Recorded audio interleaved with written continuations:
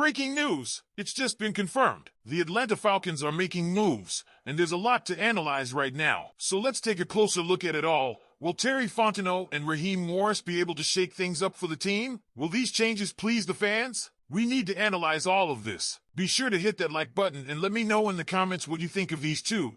Do you trust their decisions? Now, on to the news. Two important re-signings, a possible trade target, and a free agency situation that could shake up the offensive line. These are the kind of things that could change the direction of the season. And the biggest question? Could a former first-round pick be on his way to Atlanta? Let's get to it. First, let's start with the confirmed moves. The Falcons have officially re-signed two offensive linemen, Storm Norton and Brandon Parker. Now, these aren't the blockbuster signings that will make headlines, but they are crucial depth pieces. Norton, who filled in at tackle multiple times last season when Jake Matthews or Caleb McGarry went down, is returning on a 2-year deal. He's been a solid swing tackle, and having a reliable backup at that position is a big deal. No one wants to see their starting tackle go down and the entire offense fall apart because of it. As for Parker, he didn't play a snap last season, but the Falcons clearly see value in keeping him around as an insurance policy. But let's be real, that's not the headline here. The bigger story is the rumor mill swirling around the Falcons and a former first-round draft pick who could be available soon. Enter Garrett Bradbury, the Minnesota Vikings starting center, who could be on his way out. The Vikings invested heavily in their offensive line this offseason, bringing in Ryan Kelly and Will Fries from the Colts, meaning Bradbury is suddenly the odd man out. Minnesota is reportedly considering waiving or trading him, and if that happens, the Falcons could be a team to watch. Now, why would Atlanta be interested? Simple, Bradbury's former offensive line coach is in Atlanta now. That connection matters. Players love to reunite with coaches they had success with, and if the Falcons aren't completely sold on Ryan Neuzil as their starting center, Bradbury could be an upgrade. Speaking of Neuzil, let's clarify his situation.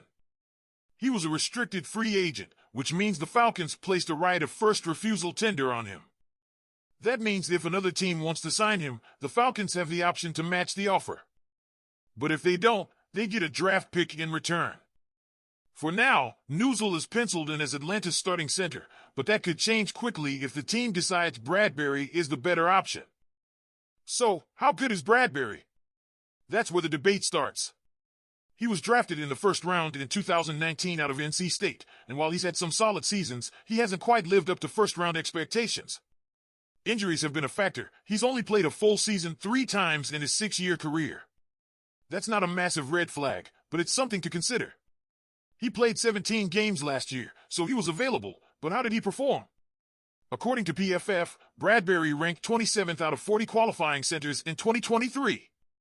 For context, Drew Dalman, who the Falcons just lost to the Bears, ranked 4th. That's a massive drop-off. So the real question is, would Bradbury be an upgrade over Neuzil? Maybe. Neuzil started 8 games last season when Dalman was out, and while he wasn't bad, the Falcons' run game improved significantly when Dalman returned. That suggests Neuzil is a capable backup, but maybe not the long-term answer at center. If the Falcons aren't convinced he's ready, taking a shot at Bradbury makes sense, especially if he comes cheap. And that's the key, how much would it cost? The Vikings are reportedly planning to release Bradbury, which means teams aren't exactly lining up to trade for him. If Minnesota could get anything for him, they would have done it by now.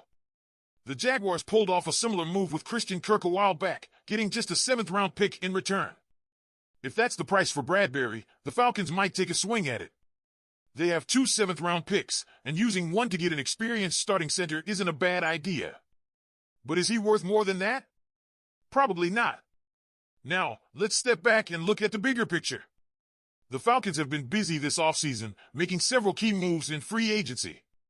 They extended Jake Matthews, signed Divine Deablo to compete with Troy Anderson at linebacker, and brought in Mike Hughes as their likely CB2. The biggest addition? Leonard Floyd. He's the only major pass-rushing signing so far, but he should bring a much-needed boost off the edge. Floyd has consistently put up 7 to 9 sacks per season, and while he's not a game-changing star, he's a clear upgrade over what the Falcons had last year. Beyond that, they've made a few depth signings, Mike Ford and Kaderil Hodge for special teams, Taquan Graham returning on the defensive line, and of course, Norton and Parker on the offensive line. But they've also lost some key players. Drew Dalman is gone.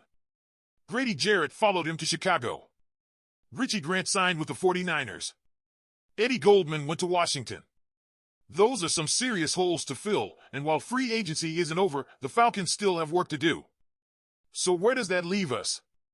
The offensive line is shaping up, but center remains a question mark.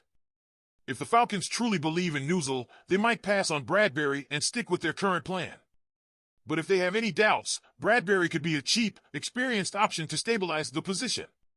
The big question is whether he's actually an upgrade, and whether it's worth spending a pick, even a late one, to get him. What do you think, Falcons fans? Should Atlanta make a move for Bradbury, or should they roll with Newsel and see how it plays out? Drop your thoughts in the comments. But let's take this a step further. If the Falcons do decide to go after Garrett Bradbury, what does that tell us about their plans for the upcoming season?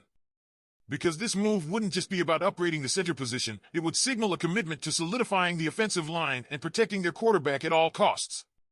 And that raises another big question. Who exactly will be under center for Atlanta when Week 1 kicks off? Right now, all eyes are on Michael Penix Jr. The rookie quarterback has shown flashes of brilliance, but he's still an unknown at the NFL level. If the Falcons want to give him the best chance to succeed, then making sure he's operating behind a top-tier offensive line should be priority number one. Bradbury, despite his flaws, would provide an experienced presence in the middle of that line. And if the Falcons are serious about being a playoff contender, shoring up the center position now, rather than waiting to see how Newsel performs, might be the smarter play. Now, this isn't just about Penix. A strong offensive line would also help Bijan Robinson take another step forward in year 2. Last season, Robinson showed why he was a top 10 pick, but the Falcons' run game was inconsistent at times, especially when the offensive line struggled. If Bradbury can help bring stability to the middle of that line, Robinson could be even more explosive in 2025. And let's not forget about Tyler Allgeier. Having a deep, productive backfield only works if the line in front of them is holding up. But here's where things get tricky.